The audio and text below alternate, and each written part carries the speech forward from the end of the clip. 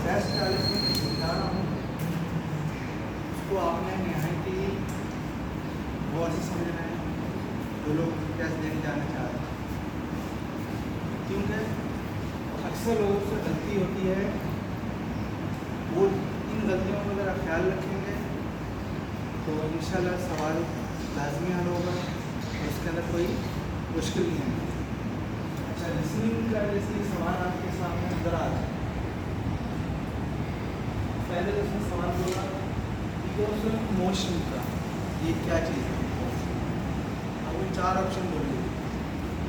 अब ये चीज़ क्या है आपको वोकैबुलरी याद होनी चाहिए। अब उसमें आप 1 पे बोलेगा, 2 पे, 3 पे, 4, जिस पे भी बोले आपको उस पर क्लिक करना है माउस। आप क्लिक करेंगे। टेस्ट के अंदर मैंने आपसे जो पेपर दिए थे उसके अंदर एक शीट दी थी ना, आंसर शीट। कंप्यूटर के साइड पे बना हुआ होता है, यहाँ पर इधर लिखा होता है स्टार्ट टाइम, रिमाइंडिंग टाइम और 1 से लेकर 20, फिर 20 से लेकर 40 लिसनिंग और रीडिंग। और उसके अंदर 4 इस तरीके से ऑप्शन लगे होते हैं। सवाल पढ़िए तो 4 डायरेक्ट होंगे, इस तरह होगा। इस तरीके से 4 टू मुकम्मल होता है। साथ में जब आप यहाँ पर हल करेंगे, इसको क्लिक करेंगे तो इधर शो करेगा। अगर लिसनिंग का है तो लिसनिंग में, रीडिंग का है तो रीडिंग के अंदर वो सवाल नंबर अगर 1 नंबर होगा, 2 नंबर होगा, 3 नंबर होगा, वो फिल हो जाएगा यहाँ पर, ब्लैक हो जाएगा। इससे पता चलेगा आपने सवाल हल हो चुका है। लिसनिंग के अंदर एक टाइम होता है चंद सेकंड, जिससे सवाल के मुताबिक होता है। कोई छोटी चीज़ होगी तो सवाल कितने सेकंडों के बाद आगे बढ़ जाएगा। 2 दफ़ा दोहराते हैं। एक दफ़ा में आपने उसको समझ लेना है और साथ में सवाल को आपने पढ़ लेना है, पूछना क्या चाह रहे हैं। उसके मुताबिक जब आप इसको करेंगे तो जब दूसरी दफ़ा सवाल ख़त्म करें तो आपने कोशिश करनी जवाब पे निशान लगा देना, नहीं तो चंद सेकंड के बाद तो सवाल आगे बढ़ जाएगा। लिसनिंग की बात होगी, ठीक है।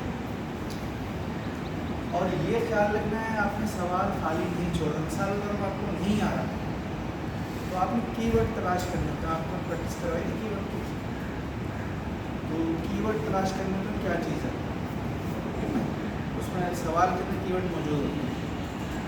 और इसी तरह तस्वीरों में तस्वीर देख के आपको पता चल जाएगा कि ये सारे इसमें कपड़े टंगे हैं। इसका मतलब क्या है, ये कपड़ों की अलमारी है। अब आपको लाजिम बात है, अब कपड़ों की अलमारी की कोने आपको मालूम होनी चाहिए, तो उसके ऊपर आपने उसको निशान लगाना। यहाँ देख बात क्लियर हो गई। लिसनिंग में सवाल वक्त आगे चला जाएगा, जबकि रीडिंग के अंदर मिसाल आप हल करेंगे तो साइड पे मैंने आपको बताया था कि जो यहाँ पर आपको पता चलता है कौन सा सवाल हल कर चुके हैं। उसके नीचे ये जगह दिखाता है नेक्स्ट और प्रीवियस। ये ऑप्शन दिया है रीडिंग के अंदर कि अगर आप सवाल हल कर चुके हैं उसको आपने यहाँ पर नेक्स्ट करके दूसरे सवाल में लेके जाना है। अगर आप ऐसा नहीं करेंगे तो सवाल आपका स्टिल वहीं पर रुका रहेगा और आपका टाइम ज़ाया होगा। तो ये चीज़ आपने तवज्जो रखनी है, गौर से करना है।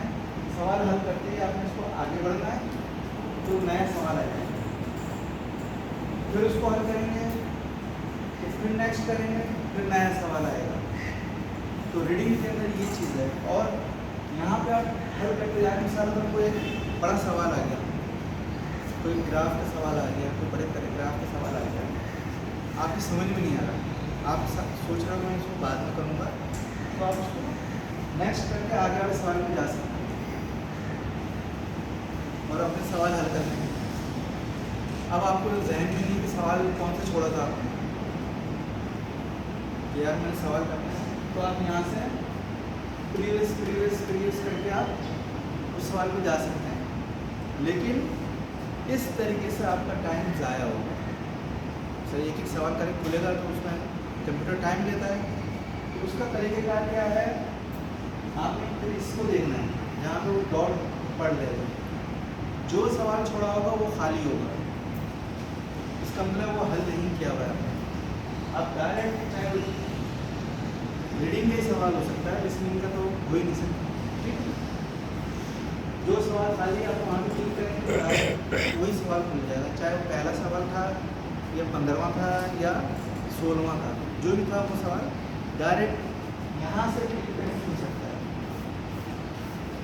पैराग्राफ के जो सवाल हैं देखने से इतना मुश्किल लगता है, लेकिन पैराग्राफ और ग्राफ के सवाल जो हैं सवाल हल करना नहायत आसान है।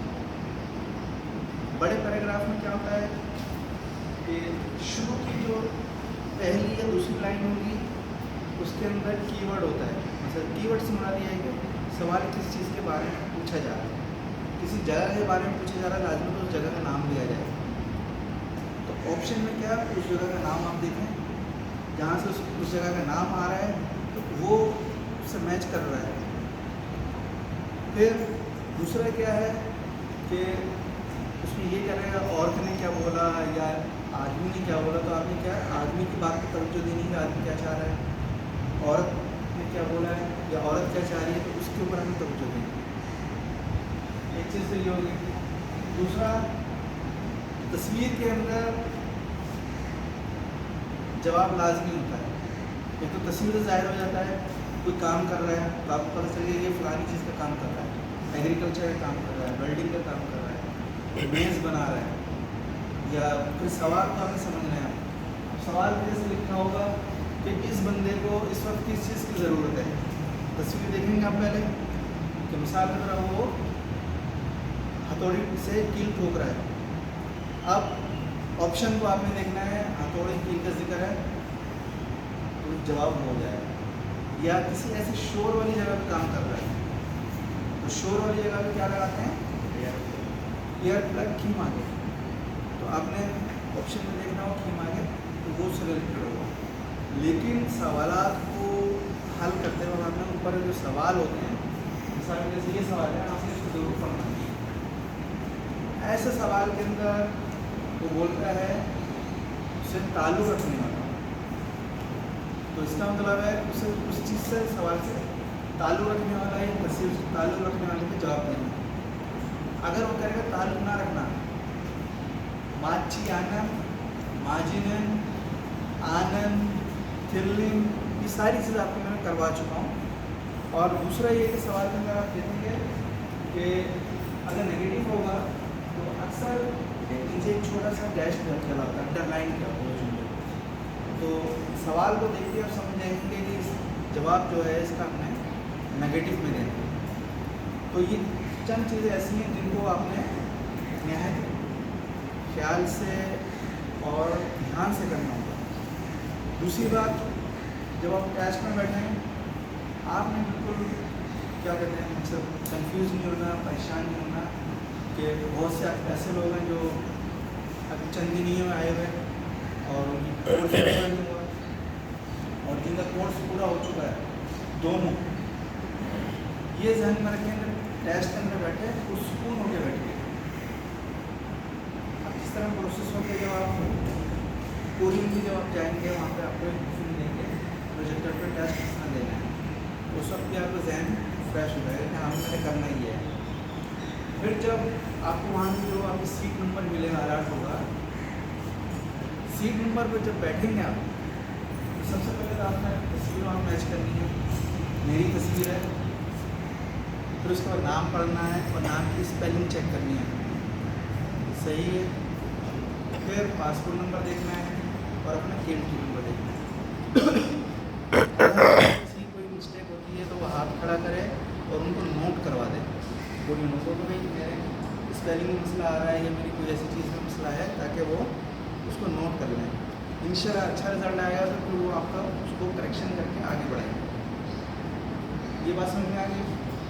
दूसरा, टेस्ट में जब आप जाना है कम से कम 1 से 1.5 घंटा लाजमी पहले मौजूद होना, क्योंकि वहाँ पर एक तरीक़ेकार होता है कि जब हम टेस्ट के लिए जाएंगे गेट के ऊपर आपको सिक्योरिटी गार्ड रोक लेगा, बोलेगा टेस्ट क्या है, पासपोर्ट देखेगा, सिक्योरिटी गार्ड देगा, कहते हाँ हमें टेस्ट का अंदर भेज देगा। जब अंदर आएंगे, अंदर ओईसी का स्टाफ चेक करता है कि हाँ भाई पासपोर्ट ओरिजिनल है और शनाख्ती कार्ड ओरिजिनल है, कार्ड सही है, कैंटीन नंबर इसके पास मौजूद है, और तस्वीर मैच करते हैं, बंदे को मैच करते हैं कि तस्वीर से मैच कर रहे हैं नहीं कर रहे हैं, तो उसको बिठा देते हैं। जब टाइम शुरू होता है टेस्ट के लिए तो कोरियन बुलाते हैं, तो कोरियन भी उस वक्त चेक करते हैं, उनके पास भी एक लिस्ट मौजूद होती है जिसमें उन लोगों की या उन जो स्टूडेंट्स की तस्वीर के साथ डिटेल लिखी होती है कि ये बंदा और ये इसका एक डिटेल है। ये नहीं कि तस्वीर कोई और है और डिटेल किसी और की, इस तरह पॉसिबल नहीं है वहाँ पर। तो वहाँ पर कोरियन खुद चेक करते हैं, फिर ब्रीफिंग हॉल में भेजते हैं। ब्रीफिंग हॉल में जो जिन पर सामान होता है वो अपना सामान लेके उधर उनको टोकन नंबर मिल जाता है, उसको रख के मोबाइल वगैरह उसके अंदर रख देते हैं। और दूसरी बात, वहाँ पे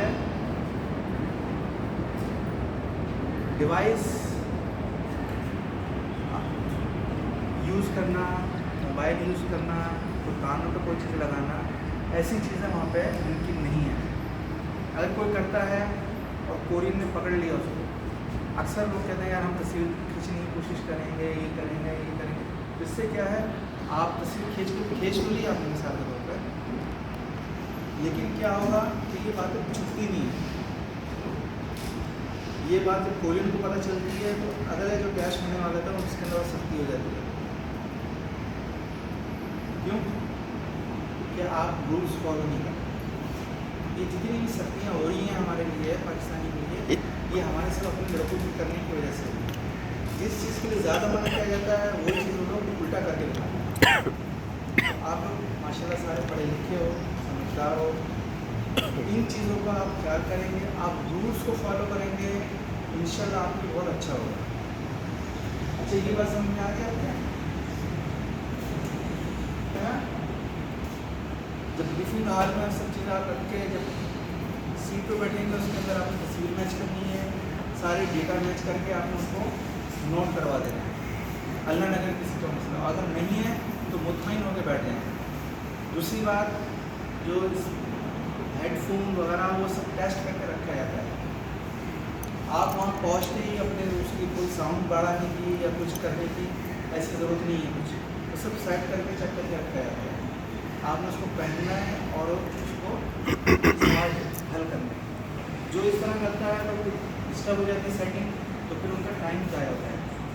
अगर किसी अल्लाह ने अगर कोई किसी की ख़राब हो नहीं सकता है तो बात नहीं है, ख़राब हो जाए तो हाथ खड़ा कर दें और सवाल की तरफ नजर रखें, और सवाल को छोड़ना नहीं है क्योंकि मेरा सवाल इसलिए कि टाइम वहाँ पर मुश्किल से मिलता है कि आपका अगर टाइम जो सही करने में टाइम होता है 5 मिनट 10 मिनट में कितने सवाल निकल जाएंगे आपके?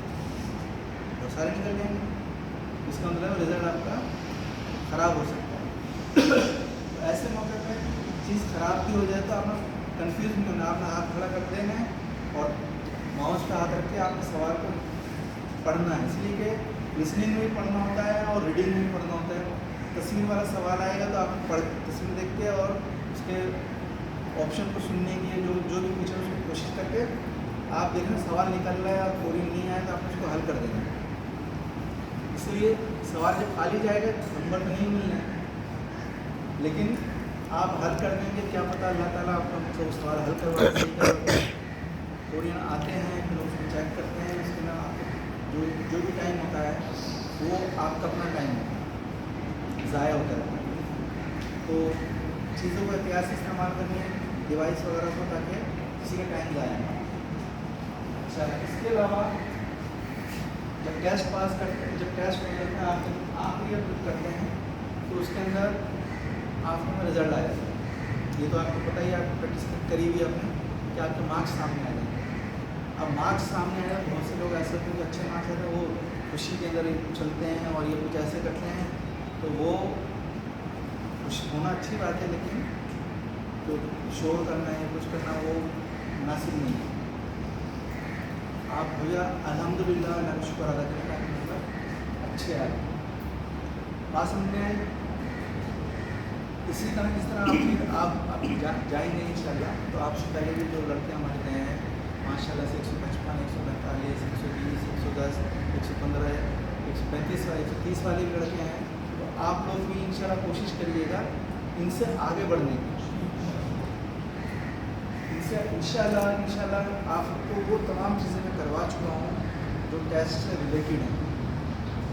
आप उन पर फोकस करें, उन पर तवज्जो दें, इंशाल्लाह टेस्ट बहुत अच्छे नंबर पास होगा। जो जो चीज़ें मैं पहले आपको समझा चुका हूँ, प्रैक्टिस करवा चुका हूँ, और जो अभी चीज़ें समझाई उनको मज़ीद मद्देनज़र रखिएगा, तो इंशाल्लाह टेस्ट बहुत अच्छे नंबर से पास होगा। अल्लाह ताला आप सबको अच्छे नंबर से कामयाबी दे और आप अपना और अपने वालिदैन का सहारा बन सकें, आमीन। फैमिली के लिए सपोर्ट कर सकें।